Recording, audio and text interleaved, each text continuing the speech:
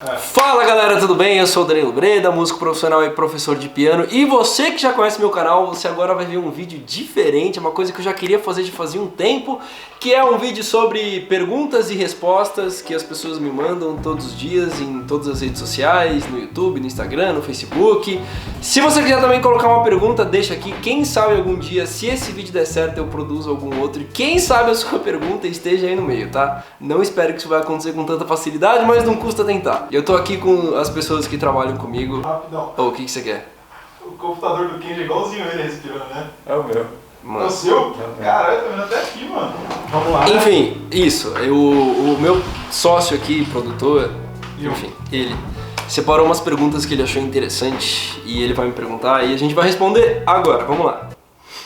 Você vai deixar a música de fora, tadinho. Ah, tem o Lusca aqui, cara. É que ele é o editor. O editor sempre fica meio de fora, assim, não tem problema. Não, tô É, brincando. o cara que a galera vai xingar. É o cara que a galera vai xingar, entendeu? Não, tô brincando. Esse aqui é o Lusca. A gente não vai ficar mostrando a imagem das pessoas, porque meu canal é muito grande, na verdade. Não, tô brincando.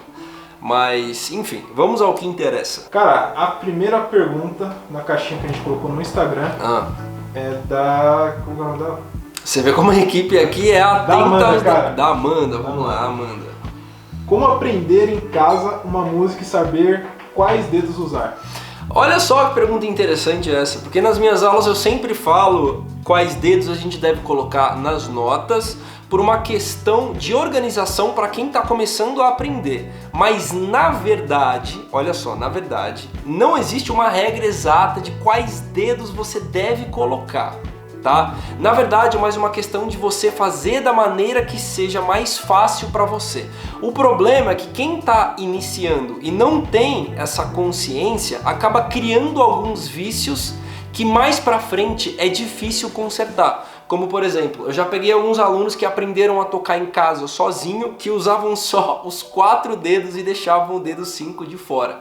O que então tornava quase impossível da pessoa tocar algumas músicas, tá? Então, no começo eu gosto de passar, mas a minha dica sempre é: toca de uma maneira da qual vai ficar mais fácil. Então você pode fazer testes, né? Então o acorde a gente pode tocar com o dedo 1, 2 e 3, ou a gente pode tocar com o dedo 1, 3 e 5.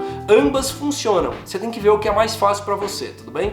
Vamos para a próxima pergunta, vamos aí. A próxima pergunta é da Silva Paulo, cara. Aula show. Pra quem é evangélico, dá pra aplicar em algumas músicas da harpa cristã o estilo boogie-woogie? Não. A minha resposta é dita e clara, não. Pra quem não sabe o que é boogie-woogie, é aquele estilo musical... É tipo um rockabilly dos anos 40, sabe? Tipo, é uma coisa bem... É uma coisa bem blues, assim, entendeu? Tipo, a resposta é não, é impossível, os dois estilos não encaixam, principalmente o gospel brasileiro, que tem uma influência de pop, uma coisa não tem nada a ver com a outra. Você pode até usar algumas escalas em alguns determinados momentos, mas isso, olha, é quase fora de cogitação. Mas vamos lá, próxima pergunta. Boa. Próxima pergunta do... Caralho.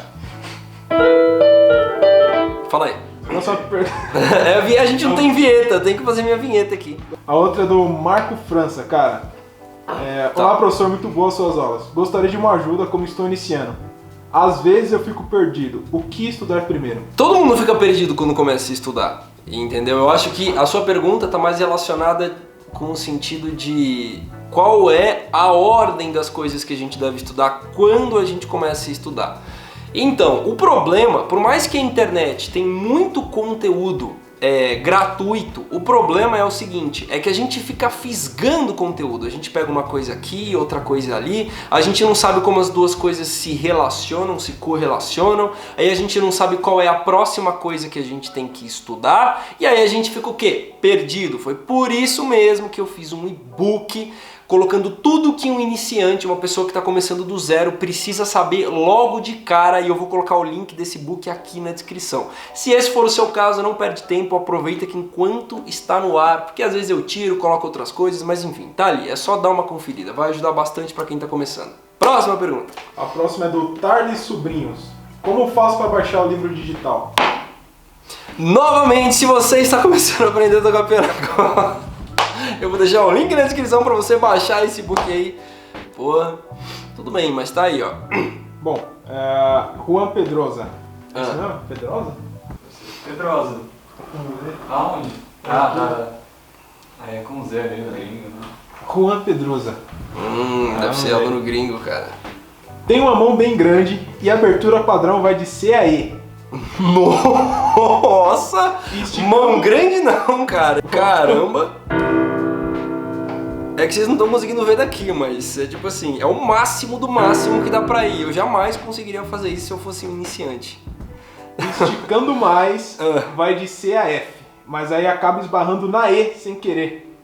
Que? Mas, quando vão tocar oitavas, acabam tocando nona sempre. Ah, eu entendi. Olha que legal, ele tem um problema que na verdade é inverso do que a maioria das pessoas tem. A maioria das pessoas normalmente quando estão começando tem dificuldade de chegar à oitava. A dificuldade dele é de manter a oitava e não passar a oitava.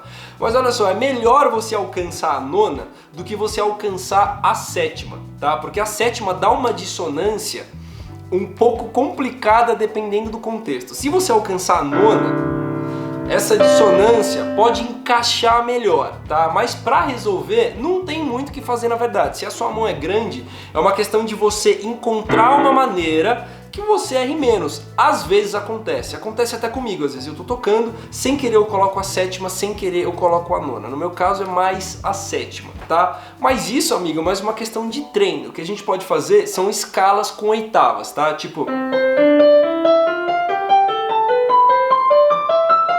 pode ser só notas brancas mesmo, não tem problema, porque eu acho que isso acontece mais nas notas brancas. A gente começa a construir um padrão com as nossas mãos que fica mais automático quando a gente for usar as oitavas. E próxima pergunta. A outra pergunta é do Henrique Silva, mandou no Instagram.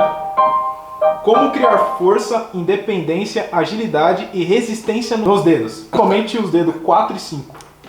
Ou seja, você quer aprender a tocar piano. É tipo isso, né?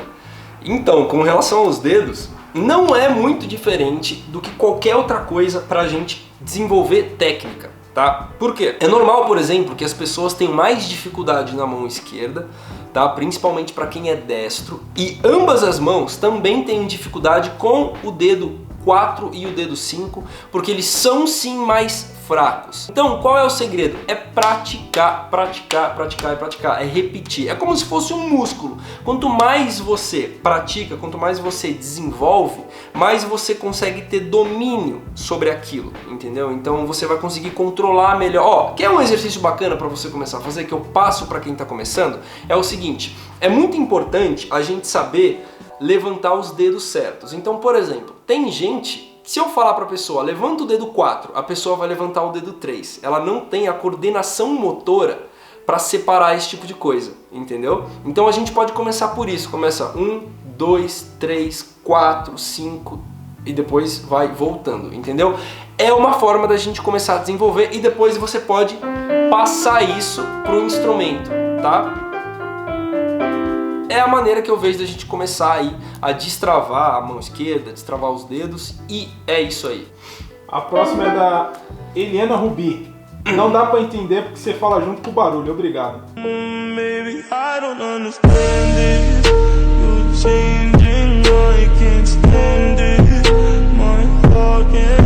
É sério isso? É de ouvir isso aí. Se esse barulho que você tava falando é o som do piano, então você tá no canal errado. Tá? Porque não tem como não dar aula sem falar ao mesmo tempo. Eu nunca vi um professor que separa as duas coisas, que primeiro toca e depois fala. Não tem como. Quando a gente ensina a música, eu tenho que falar ao mesmo tempo para a pessoa entender o que eu tô falando, para a pessoa saber qual dedo ela deve usar, qual nota ela deve ir. Isso aí é uma questão de ter mais paciência. E ó, eu já falo para o pessoal aí que não tem muita paciência. Para estudar qualquer instrumento musical, a gente tem que ter paciência. Por mais que a gente está vivendo na era da informação, a era da informação não pode praticar por você. Então, próxima pergunta, vamos lá. Bom, última pergunta é do Michael Rodrigues, cara. Vamos lá. Usa o controlador MIDI, mini no caso. 32 notas interferem na aprendizagem, mas ele tem opções de subir e descer escadas. É oitava. Olha só, não, é bom. Para quem não tem um instrumento, qualquer coisa serve. Porém, esses softwares de piano, eles não necessariamente substituem o instrumento. Na verdade, nunca vai substituir o instrumento, mas para você começar a brincar com as notas, para você começar a entender como é que funciona o sistema do instrumento, é sempre interessante. É aquilo que eu sempre falo, você pode não ter um instrumento, mas de que maneira que você pode começar a estudar? Lendo a respeito, você pode começar estudando teoria básica, porque teoria é teoria, você não necessariamente precisa de um instrumento para entender a teoria básica.